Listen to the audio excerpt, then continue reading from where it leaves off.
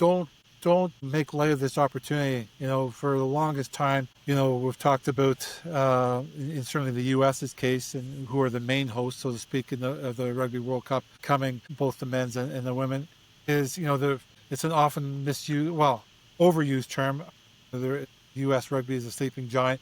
Well, it keeps being said and repeated time and time again, and sometimes it looks like it's turned the corner, and sometimes it hasn't. And Canada could be guilty of the same thing, so to speak. But this is an amazing opportunity. I think there's a disconnect. I'm not sure if it's the same thing in Europe. I doubt it's anywhere like it is here in Canada, and certainly in the U.S., is that, I think we need to get all the proper rugby leaders in their respective area of sport in rugby in the same room and figure out what the best course of action is, and get a schedule set.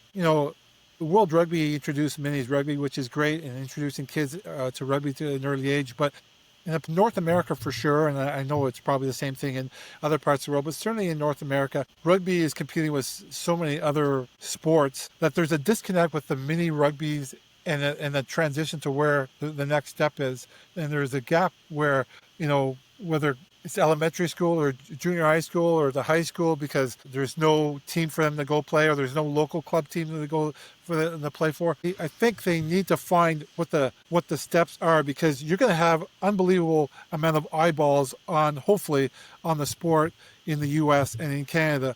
And there's going to be people who are saying, well, I want a shot at this. You get to play potentially professionally. You get to, money aside, it's a great sport, and it's the social aspects of it, the camaraderie that you get from it, the job opportunities, the life opportunities that you get from the sport are unbelievable. But we need to find that Canada and the U.S. has to have a plan in place to make sure that those people who come to play rugby find it well organized and a proper path to getting players to play at the level that they're looking to get to, whether it's at the highest level or just the next level of being involved in club rugby. And I see it's here in my hometown. The high school that I play, that doesn't even have a rugby program right now. That school is not even affiliated with my present rugby club. It's somewhat present with another club, because that's who was involved before the rugby program disappeared. We just need to find a proper pathway, and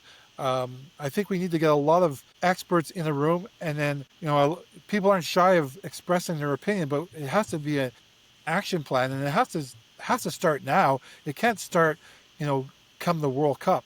It's got to be in place and ready, and it needs some money and support at the lower levels. I think we're guilty of, certainly here in Canada, of putting too much money at the highest level, and God knows we don't have enough money, but we need more money at the grassroots level, but the grassroots level right through to adulthood, where people can either take it or leave it in regards to they want to have a career in rugby or an association with rugby. Not everyone needs to make a career out of rugby, but as you well know, you could play rugby and have a career. It's not all about professional rugby. A lot of people are going to say we need a professional league in North America.